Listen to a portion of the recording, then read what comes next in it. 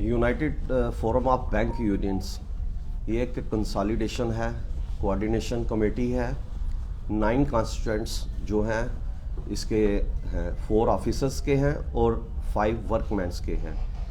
इन्होंने 1 महीना पहले ही ये एजिटेशन के लिए प्रोग्राम रखा था, जिसकी इन्होंने जो इंफॉर्मेशन है वो DFS as well as IBA को दी थी।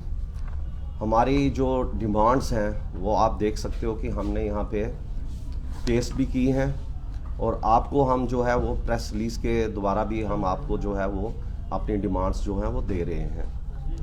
हमारी सबसे फॉरमोस्ट डिमांड जो है वो हम चाहते हैं कि एडिक्वेट रिक्रूटमेंट जो है वो ऑल कैडर्स में होनी चाहिए बैंक्स में, जिसकी कि बहुत ज़्यादा इस वक्त ज़रूरत है। और जो हमारे डेली वेजर्स हैं जो 10 साल से हैं, मोर देन 1 डिकेड से वो डेली वेजेस पे काम कर रहे हैं, उनको रेगुलराइज किया जाए। क्योंकि अगर हमारी जो एडिक्वेट स्ट्रेंथ नहीं होगी बैंक में तो डेफिनेटली हम जो है वो कस्टमर को अच्छी सेवा नहीं दे सकेंगे। जबकि गवर्नमेंट ने जो है वो अपनी सभी जो पॉलिसीज़ हैं वो बैंक के थ्रू ही जो है वो रखी हैं और बैंक जो है वो उनको अच्छी तरह से एम्प्लॉय जो हैं वो निभा रहे हैं। लेकिन इसके साथ ही जो है अभी आपने देखा है कि बैंक में जो अनरूली जो पीपल हैं आते हैं और अब्यूज़ करते हैं बैंक स्टाफ के साथ, जबकि उनका कोई भी दोष नहीं होता है। अगर स्ट्रेंथ कम होगी तो definitely they will not be able to give the good service to the customers. दूसरी हमारी डिमांड है, हम चाह रहे हैं कि हम 5 डेज बैंकिंग जो है 1 साल पहले हमारा IBA के साथ जो है वो बायलेटरल एग्रीमेंट हुआ है। उन्होंने एग्रीमेंट जो है वो भेज दिया है गवर्नमेंट के पास। 1 साल से गवर्नमेंट के पास पड़ा है, लेकिन अभी तक जो है वो 5 डेज बैंकिंग का जो है वो अनाउंस नहीं हुआ है। जबकि IT सेक्टर में, RBI में, इवन के DFS में, गवर्नमेंट डिपार्टमेंट्स में, LIC में, सभी जगह जो है वो 5 डेज बैंकिंग है। तो इतना असर जो है वो नहीं पड़ता है, क्योंकि अभी बैंकिंग जो है वो डिजिटलाइजेशन हो चुकी है। तो बैंक एम्प्लॉइज़ पे जो है बहुत ज़्यादा काम का लोड है। वो भी चाहते हैं कि जैसे बाकी लोगों को जो है डिपार्टमेंट्स में 5 डेज बैंकिंग है, वो 5 डेज जो बैंकिंग है वो यहाँ पे भी जो है वो रेगुलेट की जाए। उसके अलावा हम चाहते हैं कि जो DFS है या गवर्नमेंट है वो अपनी डायरेक्शंस जो है वो बैंकों को दे रहा है, जिसमें कि वो PLI की है या वो कर रहे हैं कि कैसे इनकी जो एफिशिएंसी करेंगे। हम ये चाहते हैं कि कौन सा ऐसा पैरामीटर है जिसके साथ जो है बैंक एम्प्लॉय की एफिशिएंसी जो है आप उसको देखोगे। उससे क्या है कि एक जो है गैप सा पैदा हो रहा है और उस गैप की वजह से जो है अनरेस्ट हो रही है among the employees and officers also. It should be stopped. उसके अलावा हमारी जो डिमांड्स हैं, हम चाहते हैं कि सेफ्टी जो है फोरमोस्ट है बैंक एम्प्लॉइज़ की। आज के टाइम में कोई भी कस्टमर आके जो है बैंक एम्प्लॉय को, ऑफिसर को जो है स्लैप कर देता है, वो ऐसा नहीं होना चाहिए। अगर कोई भी उसकी ग्रीवेंसेस हैं, he should go to the bank manager, वो उसको प्लेस करनी चाहिए। उसका काम नहीं हो रहा है तो होना चाहिए। अगर ऐसे ही वो स्लैप करेंगे, मैन हैंडलिंग करेंगे तो ये डिफ़िकल्ट हो जाएगा कि एम्प्लॉइज़ को अच्छी सर्विस देना। उसके अलावा हमारी जो है वो रेजिडुअल इश्यूज़ हैं, वो उसको जो है रिजॉल्व किया जाए। हमारी 11th बाईपार्टाइट सेटलमेंट में जो रेजिडुअल इशू रह गए थे वो 12th बाईपार्टाइट में भी रह गए थे। उसको अभी 13 मार्च को IBA ने UFBU के साथ एक मीटिंग की कि आप आइए और रेजिडुअल इश्यूज़ पे हम डिस्कशन करते हैं। लेकिन वो जो रेजिडुअल इश्यूज़ हैं वो सॉल्व नहीं हो सके। वो जो डिमांड थी वो डिमांड जो है वो एज इट इज़ है।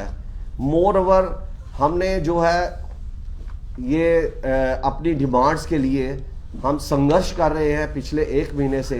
अभी तक IBA या डीएफएस या गवर्नमेंट जो है उसने वो सामने नहीं आई है कि हम इनकी जो है जेन्युइन डिमांड्स को हम जो है रिजॉल्व करें, क्योंकि अगर गवर्नमेंट आगे नहीं आएगी तो डेफिनेटली एम्प्लॉय का जो है वो काम करना बहुत ही आने वाले समय में मुश्किल हो जाएगा। क्योंकि एडुकेट स्टाफ के लिए मैं कुछ अपनी फिगर्स आपके सामने एक्सप्लेन करना चाहता हूँ।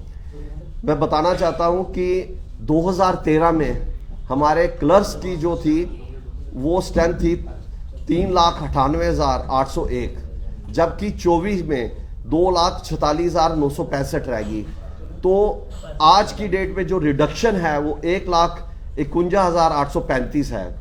और इसी तरह सब स्टाफ की जो थी 1,53,628 थी 2013 में, और 2014 में रह गई है 94,348, जबकि रिडक्शन हुई है ये 59,280। इसके अलावा पब्लिक सेक्टर बैंक्स में जो है वो आप देख रहे हो 2013 में जो स्ट्रेंथ थी, टोटल स्ट्रेंथ थी वो 8,86,490 थी, और 2024 में ये रह गई है 7,46,679। सो इसमें भी जो रिडक्शन हुई है वो 1,38,811 हुई है आज की डेट में और 2013 की डेट में। वेयर एज की बैंक की ब्रांचेस जो है वो बढ़ रही हैं, बिजनेस बढ़ रहा है, लेकिन स्ट्रेंथ जो है स्टाफ की वो लगातार कम हो रही है। इसी तरह प्राइवेट सेक्टर बैंक्स जो हैं उनकी 2013 में जो स्ट्रेंथ थी वो 2,59,124 थी, जो कि 2024 में 8,46,530 है। उनकी जो स्ट्रेंथ है 6,17,406 बढ़ी है। तो आप ये फिगर से जान सकते हो कि आज की डेट में हमारी जो स्ट्रेंथ है वो बहुत ज़्यादा जो है कम हुई है।